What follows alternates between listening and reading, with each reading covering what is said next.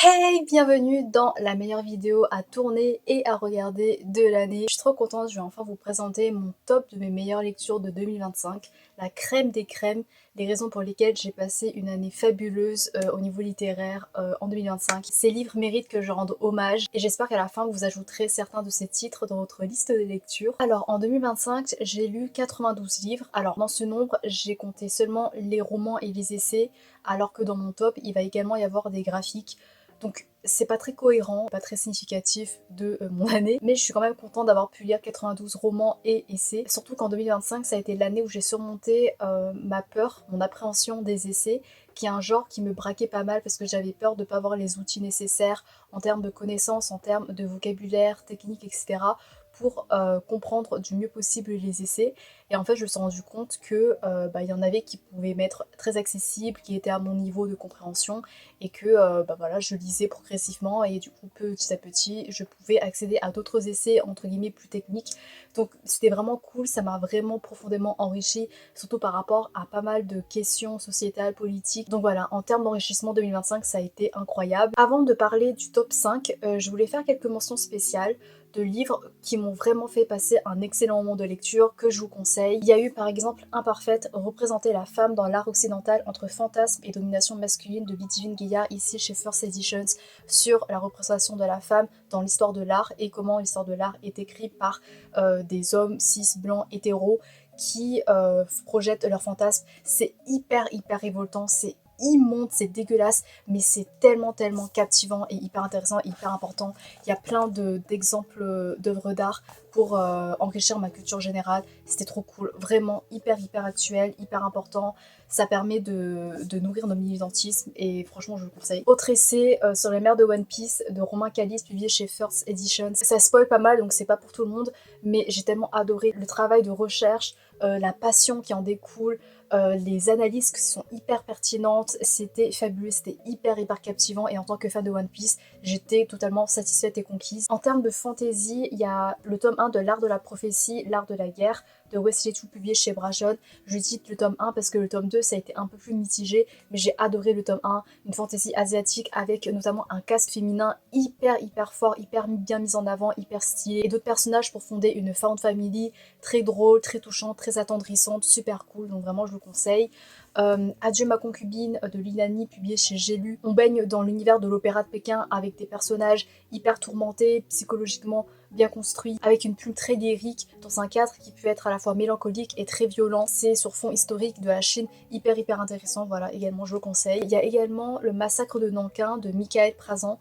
C'est un ouvrage documentaire / essai sur le terrible épisode de l'occupation japonaise à Nankin durant la Seconde Guerre mondiale. C'est un livre pour public averti parce qu'il y a des photographies historiques qui sont graphiques, qui sont vraiment très violentes à voir parce que ça illustre des crimes abjects qui ont été commis à cette époque-là, mais je trouve que c'est hyper important parce que ça aborde notamment les questions d'embrigadement, de déshumanisation, de colonisation. C'est un livre qui rend hommage également, c'est poignant, c'est d'une violence mais c'est bouleversant et je trouve que c'est quand même très important de lire encore ce genre de livre, surtout quand on voit où la société dérive en ce moment. Il y a également le roman Le Dîner de Hermann Koch qui m'a pas mal marqué pour son humour noir.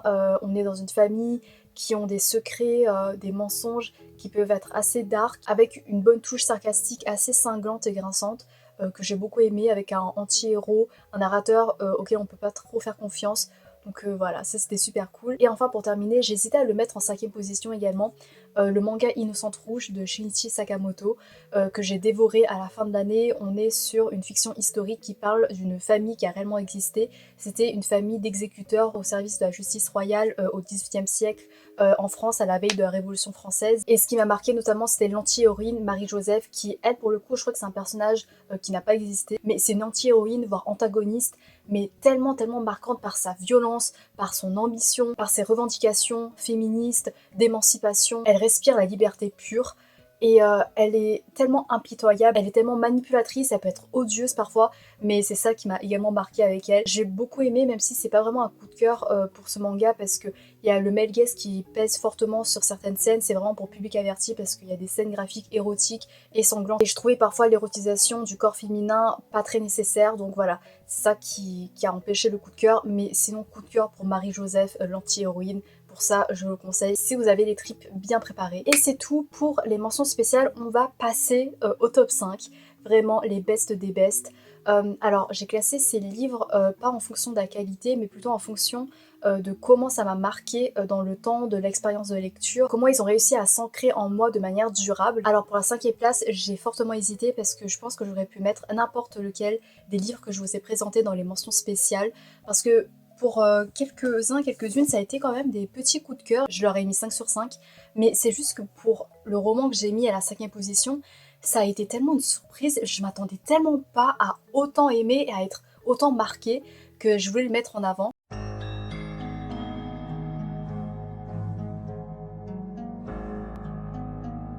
Il s'agit de C'était notre maison de Marcus Cleaver, publié chez Charleston. On part sur un thriller dont je vous dévoilerai pas trop l'intrigue pour vous garder un maximum de surprises, parce que moi quand je suis rentrée dedans je savais quasiment rien. Ce que j'ai adoré avec ce thriller, c'est que ça m'a surpris, ça m'a touchée sur des aspects sur lesquels normalement je suis assez distante. Par exemple, normalement dans un thriller, j'arrive à quand même me distancier des personnages, me détacher un peu de ce qui peut leur arriver, parce que dans un thriller en général, ça peut être assez horrible et donc je me protège, je me braque un peu. Mais là, par exemple, je me suis attachée aux personnages, je me suis attachée au couple d'héroïnes, à leur relation, à la tendresse qui émanait de leur relation amoureuse. J'ai eu un crush pour la compagne de l'héroïne, Charlie. Genre, avoir un crush sur un personnage dans un thriller, pour moi c'était carrément inédit. Autre chose, dans une lecture en général, j'ai rarement peur, mais là, j'ai eu des frissons inédits grâce aux mises en scène qui sont tellement bien faites, des mises en scène qui sont purement angoissantes.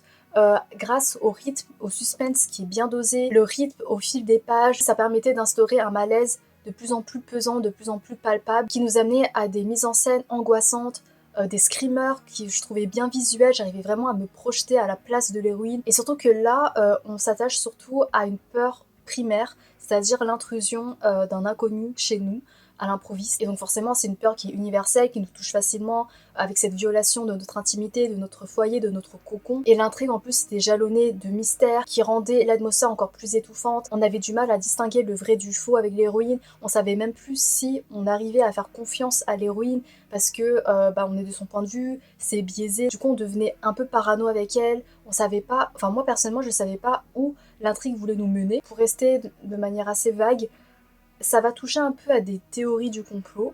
Alors, c'est pas un sujet qui m'intéresse vraiment en réalité, de base, mais en fait, la manière dont la narration nous impliquait dans le destin des héroïnes, ça faisait que je me sentais investie, je me suis intéressée à ce thème, à comment c'était exploité, et du coup, ça prend une tournure à laquelle je m'attendais pas, et que j'aime pas forcément dans un thriller, mais là, j'étais vraiment investie. Et notamment à la fin, alors ne vous attendez pas à une fin qui vous offre toutes les clés de compréhension, et normalement, dans un thriller, encore une fois, ça aurait dû me frustrer, parce que dans un thriller, je suis très cartésienne, j'ai pas envie que ça parte dans tous les sens, j'ai pas envie que ce soit ouverte, j'ai envie d'avoir toutes les résolutions de manière logique et réaliste à la fin. Là, c'est pas forcément le cas, mais ça m'a pas dérangé, ça m'a frustrée, mais de la bonne frustration, dans le sens où il y a une sorte d'amertume, c'était tellement poignant pour moi que j'ai eu les larmes aux yeux, et c'est inédit pour moi d'avoir des larmes aux yeux, de vouloir pleurer à la fin d'un thriller, parce que comme j'ai dit, normalement je suis assez détachée. Mais là, l'auteur il a réussi à trouver un équilibre entre fin ouverte avec réponse implicite, ce qui a donné un ton très amer, doux amer, où tu te dis c'est waouh, surtout si tu t'es attaché au couple, ce qui a été le cas pour moi. Et waouh, c'était. J'en suis ressortie, j'étais waouh, j'ai trop aimé, j'aime trop, c'est une fin donc qui va me marquer. Un roman en général qui va me marquer pour toutes ces raisons. Que ouais, ce thriller a coché des cases inédites pour moi dans mon appréciation personnelle de thriller en général. Et voilà, c'est pour ça que je voulais lui rendre honneur avec la 5e place.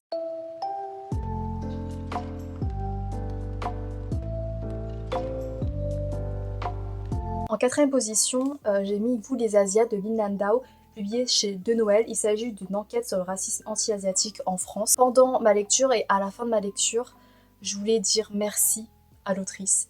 Je voulais vraiment la remercier du plus profond de mon cœur. Alors d'une part déjà parce que c'est ce livre qui m'a aidée pour m'élancer vers d'autres essais, parce que je me suis rendu compte que les essais ça pouvait être assez accessible tout en étant hyper pro, hyper abouti, hyper approfondi comme ça a été le cas ici. D'autre part parce que c'est un sujet qui me concerne pas mal, comme voilà, je suis asiatique, j'ai subi du racisme anti-asiatique, du racisme qui a été souvent banalisé.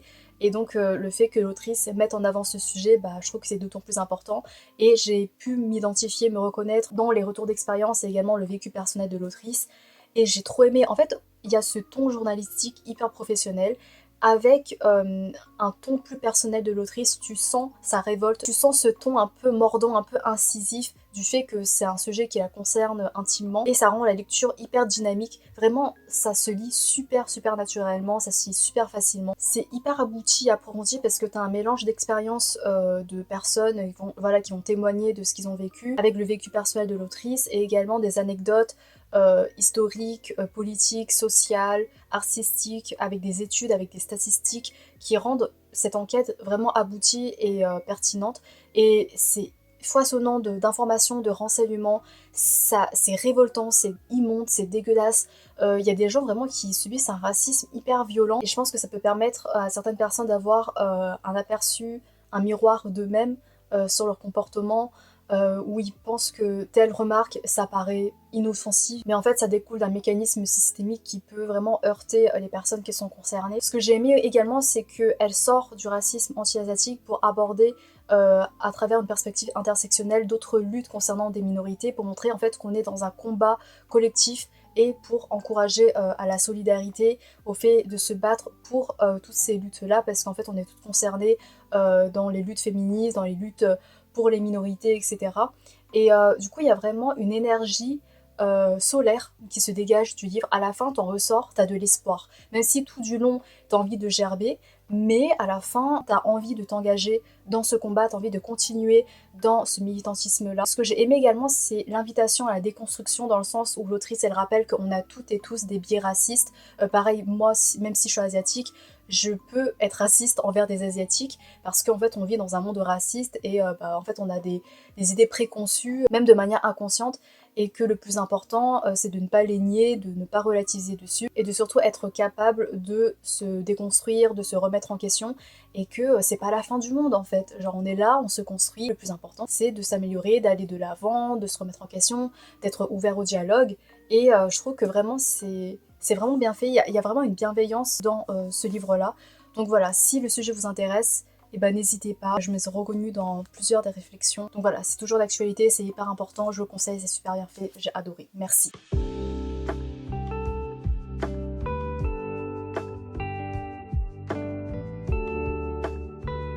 Un manga pour la troisième position. Alors c'est un manga que beaucoup d'entre vous peut-être connaissent déjà. Il s'agit évidemment de Hirayasumi de Keigo Shinzo, publié chez Le Lézard Noir. J'ai lu les 6 premiers tomes et vraiment j'avais pas mal d'attentes. J'avais peur de pas être aussi touchée, émue que d'autres personnes sur le Bookstagram, sur Booktube que j'ai pu voir. Et en fait ça a été incroyable, c'était au-dessus de mes espérances. On est sur une tranche de vie. En fait j'aime trop parce que l'auteur, il parvient à appuyer sur ces formes de joie brèves, simples, mais tellement précieuses dans le quotidien. Ça reste terre à terre et il arrive à pointer ces petits bouts de moments. Pour nous, c'est banal, mais en fait, quand tu t'y attardes, tu te dis, waouh, c'est vrai que dans ces moments-là, je me sens bien. Et du coup, tu arrives à te projeter avec des personnages qui vivent ce genre de moments. Tu t'attardes dans ce genre de moments de manière plus consciente et plus attentive que si tu les vivais peut-être dans ton quotidien. Et ça te permet également, dans ton quotidien plus tard, quand tu vivras ce genre de choses, de t'y attarder comme tu arrives à t'y attarder dans la fiction. Et par exemple, il y avait même des moments qui faisaient écho à des souvenirs, des sensations qui m'ont traversé de manière très éphémère dans ma vie. Vraiment des petits moments comme par exemple se promener dans un paysage nocturne et profiter des lumières, du bruit ambiant. Et ça a l'air très anodin, mais en fait, l'auteur il arrive à sublimer ce genre de choses à travers ses planches, à travers des paysages, des mises en scène. Et c'est très épuré, je trouve. En fait, c'est épuré tout en étant puissant.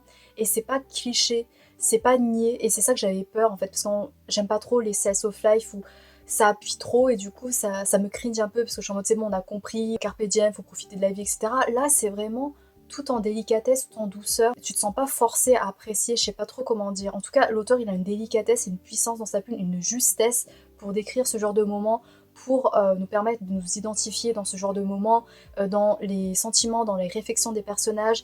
Il y a un côté qui peut être assez réaliste dans ce que traversent ces personnages, dans leurs questionnements, leur remise en question, comment ils appréhendent l'avenir. Vraiment, ça me touchait tellement qu'en fait, à chaque tome, à part le tome 1, où le tome 1, ça a mis du temps à démarrer un peu pour moi, mais à partir du tome 2, je crois que j'ai pleuré à tous les tomes tellement je pouvais me reconnaître dans les personnages. En fait, je me sentais vue par la narration. J'avais l'impression de partager un sentiment de solidarité avec les personnages, dans le sens où ils vont vivre des difficultés dans la vie qu'on peut vivre nous-mêmes, et il n'y a pas de leçon de vie, ou il n'y a pas de leçon de morale, c'est pas du tout moralisateur, c'est juste...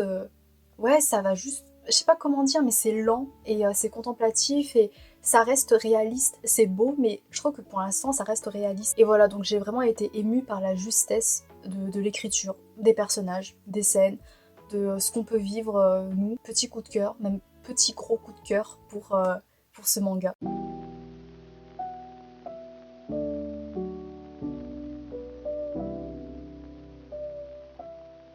Pour les 2 meilleures lectures, alors là c'est vraiment les coups de cœur des coups de cœur. Vraiment ça, leur place n'a fait aucun doute dans ce podium. Alors en deuxième position, j'ai mis Du bout des doigts de Sarah Waters. J'ai consacré une vidéo entière, une vidéo coup de cœur sur le roman si ça vous intéresse. Je l'ai lu après avoir regardé l'adaptation cinématographique sud-coréenne Mademoiselle, que je vous conseille. Vraiment j'ai bien aimé, mais j'ai encore plus adoré le roman. Je vous renvoie à ma vidéo parce que je compare le roman et le film sans spoiler. On est sur une romance lesbienne sur fond historique et c'est trop bien. Waouh, waouh, waouh. Vraiment, Sarah Waters, ça a été ma découverte de l'année en termes d'auteur, d'autrice, même si j'ai lu que ce livre d'elle pour l'instant. Mais je sens que waouh, juste waouh. En fait, comment dire? Donc j'ai dit que c'est une romance lesbienne, mais c'est pas que ça. Et au final, la romance, elle est assez secondaire dans le roman, plus dans le roman que dans le film. Dans le film, c'est un peu ouais, la relation principale. Mais dans le livre, alors, par où commencer? On est sur fond historique, on est en Angleterre, je crois qu'on est à l'époque victorienne. Il y a des jeux de dissimulation, d'espionnage, de révélation, de secret, de trahison. Et ça me prenait de court. Vraiment, il y avait des rebondissements, des retournements de situation. J'étais en mode, mais oh, tu t'y attends pas. Et c'est poignant, c'est amer, c'est waouh. Et ce que j'ai adoré avec la romance, c'est que la romance, elle va pas adoucir tout ce jeu de manipulation. Parce qu'en fait, on va le voir, c'est un jeu de manipulation notamment entre les deux héroïnes. Et certes, la romance, elle est très belle. Vraiment, la plume de Sarah Waters, elle est incroyable. Pour décrire notamment les scènes érotiques, ça reste quand même très pudique, assez épuré. Mais je trouve que dans la suggestion, ça renforce la sensualité entre les deux héroïnes de manière hyper efficace et très très poétique, très belle, très puissante. Il y avait des citations qui me marquaient alors que de base, je rappelle, j'aime pas forcément la romance. C'était magnifique, c'était sensoriel, c'était subtil, c'était naturel. Franchement, ouais, la manière dont elle écrit, c'était trop bien. Oh, faut vraiment que je dise un autre de ces livres là parce que, waouh, incroyable. Oui, en dehors de ça, donc, je disais quoi déjà? Oui, donc on a une romance lesbienne qui est très bien construite, mais le plus important, c'est le développement individuel des héroïnes. Et parfois, la romance, ça va pas dans le sens de leur développement, ça va pas dans le sens de leurs ambitions personnelles, notamment par rapport à la liberté, par rapport à l'émancipation féminine, parce que comme voilà, je vous le rappelle, on est sur un fond historique dans une société qui est encore très patriarcale, et elles aspirent à la liberté, notamment une qui est une aristocrate. C'était beau parce que la romance, ça se fait pas au détriment de leur liberté, c'est vraiment la liberté qui prime, et du coup ça peut rendre la romance très amère, et vraiment, jusqu'à la toute fin, jusqu'à la dernière page, j'exagère pas, je savais pas si elles allaient finir ensemble. Ça me maintenait en haleine. Le suspense était tellement bien fait. Parce qu'en fait, tu te rends compte que la romance, c'est pas le plus important. Mais du coup, ça permet de maintenir le suspense parce que tu sais pas comment ça va aboutir, quoi. Tu sens que, voilà, l'autrice, elle reste pragmatique en quelque sorte dans la construction de ses personnages et que si la romance peut pas se faire, elle va pas forcer la romance pour que ça se fasse pour satisfaire le lecteur. C'est pas forcément idéalisé. Et c'est ça que j'ai adoré. Et du coup, par rapport à tout ce ton féministe, bah, c'est très amer, c'est très poignant. Il y a plein de mises en scène qui dénoncent la société patriarcale de manière à la fois poétique, puissante, métaphorique. Enfin, c'est vraiment bien fait. Donc voilà, c'est assez gros, c'est un beau bébé, un beau pavé, mais ça vaut tellement le coup. Il y a peut-être quelques longueurs parfois, mais je trouve que ça vaut le coup et je trouve que ça se lit vraiment fluidement parce que la plume, elle est tellement belle et pour tous ces ingrédients-là, ça vaut largement le coup. Vraiment, vous allez adorer, vous allez passer un moment incroyable si vous voulez des plot twists, si vous voulez une romance qui est bien écrite, qui tient en haleine. C'est Ah, je peux même pas dire c'est quoi le trope, mais c'est un trope, on en voit rarement en général, et c'est vraiment bien fait, et c'est poignant et c'est amer. Et j'ai trop aimé. Et il y a ce côté très réaliste qui est révoltant parce que voilà, face à la société patriarcale et tout. Mais waouh, c'est l'une de mes meilleures expériences, hein. Ah non, mais vraiment. Waouh. Ah, mais en plus, en fait, le truc, c'est que dans le film, du coup, j'ai commencé par le film, il y a plein de plot twists, il y en a deux ou trois. Et du coup, je me suis dit que j'allais retrouver les mêmes plot twists dans le roman. Non, non, non, non. En fait, le film, il diverge un peu. Il donne un ton plus optimiste à l'histoire que dans le roman. Le roman, c'est beaucoup plus terre à terre, beaucoup plus pragmatique. Et il y a beaucoup plus de surprises. Enfin, il y a plus de révélations plus cruelles. Et c'est trop bien. Bref, j'ai préféré le livre, mais le film également, je le conseille. Bref, voilà. J'arrête de m'attarder dessus, vous avez compris. Lisez-le, c'était incroyable.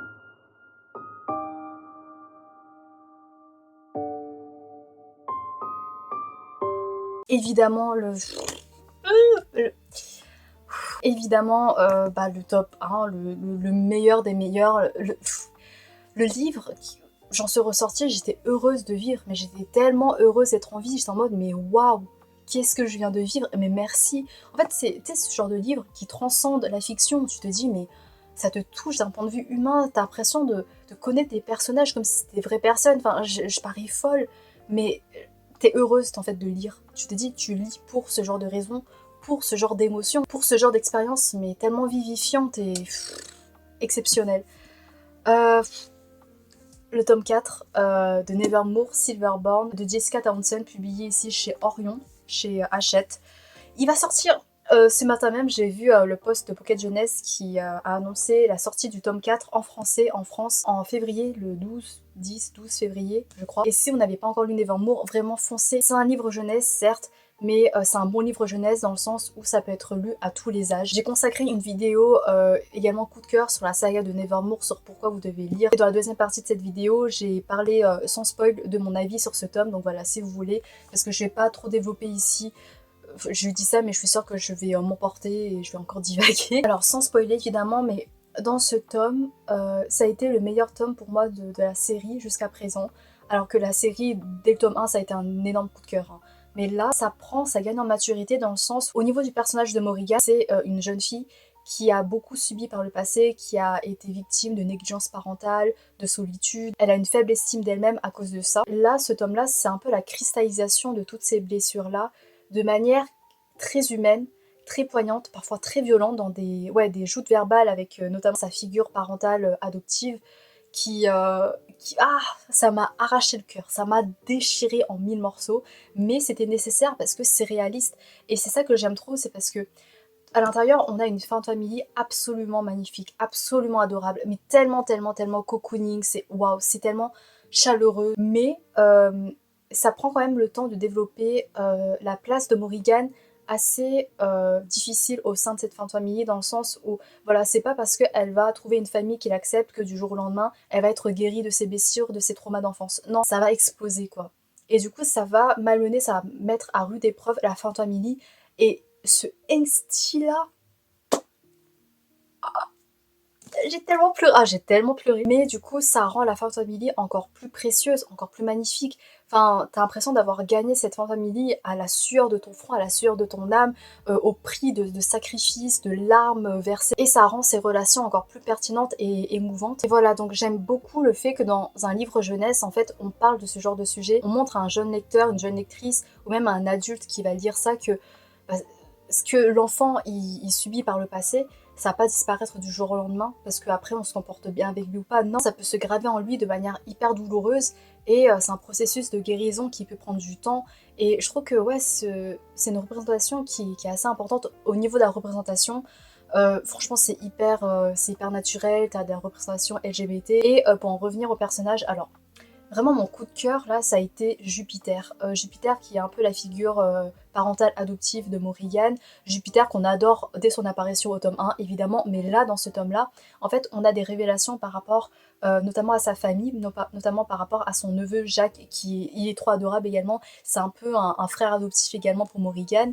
On apprend un peu des secrets de leur famille, des secrets autour de Jupiter, qui, même si il est extravagant, excentrique, hyper haut en couleur comme personnage, hyper hilarant, drôle, hyper attendrissant, rempli de tendresse et d'amour pour les autres et notamment pour Morrigan, mais c'est un personnage qui reste très mystérieux et on sent que voilà, il a vécu pas mal de choses et tout, et donc on a envie un peu de déterrer ce qu'il a vécu, et là on découvre un peu des choses et c'est très émouvant.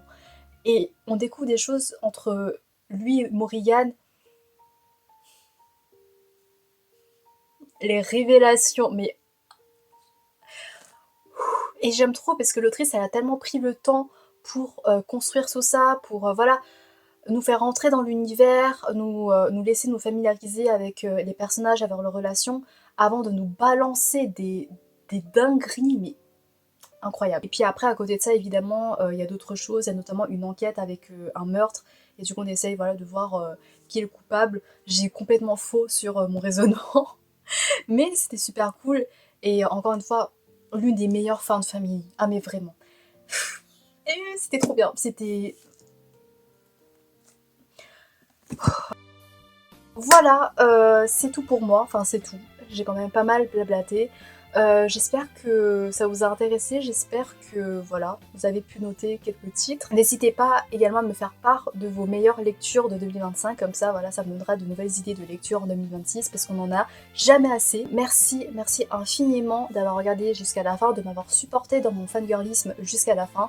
J'espère que ça vous a plu et j'espère vous retrouver pour une nouvelle aventure littéraire en 2026 avec de bonnes lectures comme ça. J'espère qu'en 2026 j'aurai plus de coups de cœur.